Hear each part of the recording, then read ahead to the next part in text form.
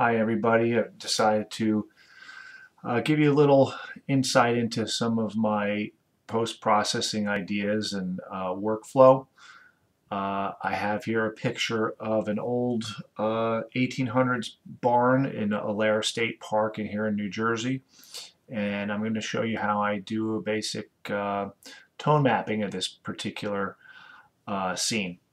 I start by selecting the three exposures of the barn, right click on there, go to my export menu, go right up to Photomatix, and off it goes. Well, actually before that it asks me if I want to do any of these things here, and naturally I check off align images as it was not on a tripod, and the rest of these ghosts, nothing was moving, so I don't need to do that.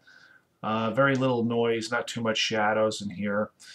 Aberrations, and I don't really show the intermediary 32-bit HDR image.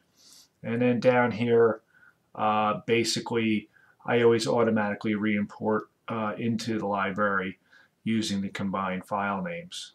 Okay, so I hit export and off we go. Alright, so here we go. It's merging. Now, right off the bat, you can see here, this is a pretty good picture. Photomatix has done a great job of rendering this tone mapped image. And I'll be honest with you, there's really not too much here that I would particularly change about this. I have this set on previous, and my reset is default. So basically, I have my strength at 100. Color saturation at 46, my luminosity I have it usually up 5.0 or higher, and my detail contrast right now I have it 8.1. Lighting adjustments, I have it on 0, okay, which would give me a fairly natural rendition of the scene. My smooth highlights are up near 70, okay, it gives me a good contrast and look that I like in the sky. I really don't play too much with white point or black point gamma or temperature. Temperature, I will probably change this in Lightroom as I go back in. Down here at the bottom, the only other real adjustment I may make is here was with the micro smoothing. I have it set at 3, which will give us some details. Let's just see what happens if we bring it all the way down. Not too much. Probably darkens up and gives a little bit more detail work in the side of the barn. I'm not so sure I want that, so I'm going to just hit back on there. Okay, so here we go. We're going to save it and re-import it back into Lightroom. Alright, so we have the image here. Alright, first thing, looking at the image, I need to crop. Basically aligning gave me this look over here where I have some of the outside edges need to be cropped off to make way for that alignment. So just take it in here, take the bottom in just a hair, hit done with cropping. Okay, overall I really like the image the way it is. It does have a blue temperature color cast, so I'm going to work a little bit with the temperature on here. I'm going to bump it up till I get to about where I thought I was on the day I took this shot. Okay, temperature is up to +8. Don't really need to change too much of the tint. Probably leave it at about +2. I'll make it +4. Next, let's look at, well, one of the things I usually do is go right down to the clarity slider and bump that up. I do like my midtones pretty contrasty. So I'm going to bump that up probably somewhere around 55. Now, it's still a little on the blue side. Let me see if I can just bump up the temperature a little bit more. That's not bad. We're going to go up to +13 on the white balance. All right, next, I'm going to work with the tone curve.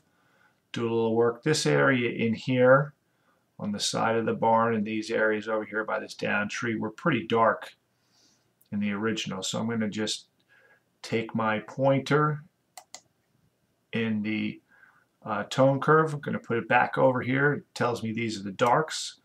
I'm just going to click and grab down. You can see how it naturally just darkens up those dark areas even more than you see there. Other thing I might do is take a look at my lights over here. Bump those up a little bit. Okay, I like that a little bit too.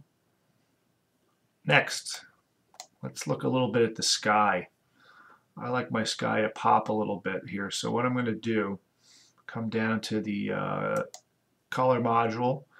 I'm going to go on my saturation, click on the little round color picker, come up to the blue in the sky, click, and let's accentuate some of that blue a little bit.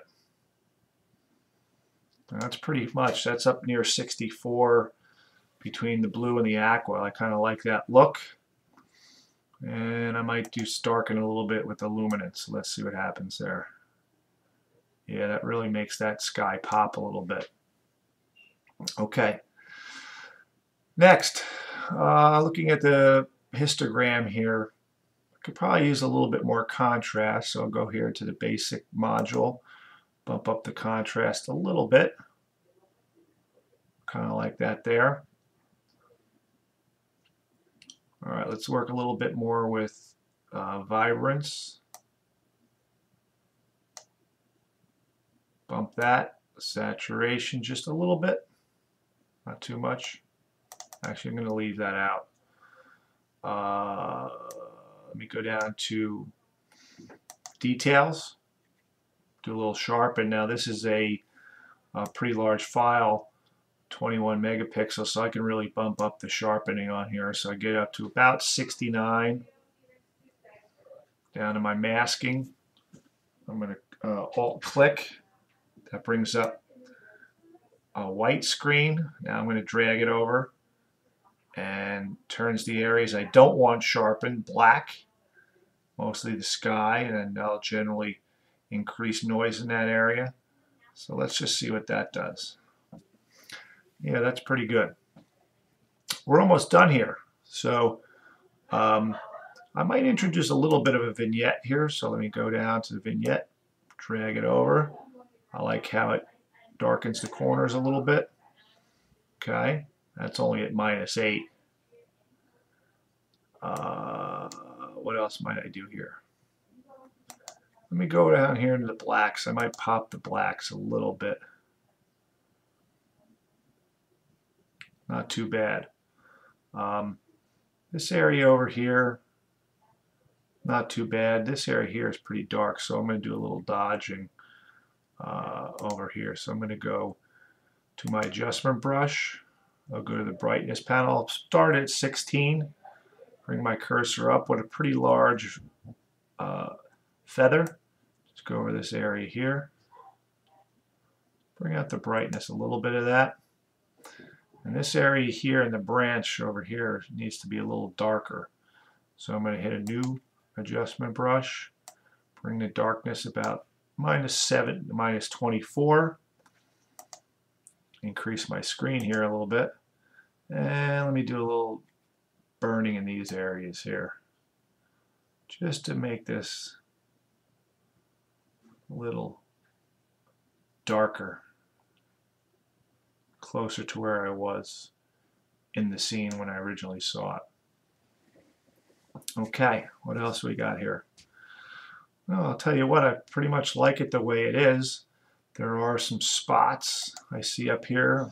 I'm going to do my spot elimination. I usually take it up to 100 full resolution, drag my navigator over, and see my little spots I can adjust.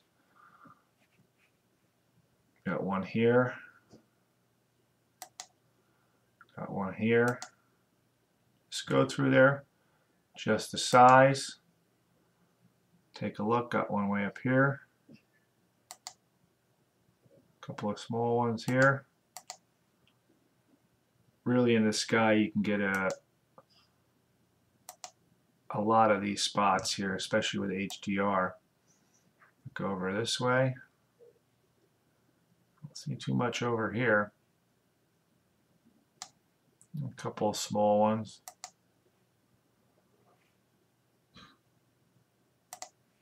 Let's take it down to fit the screen.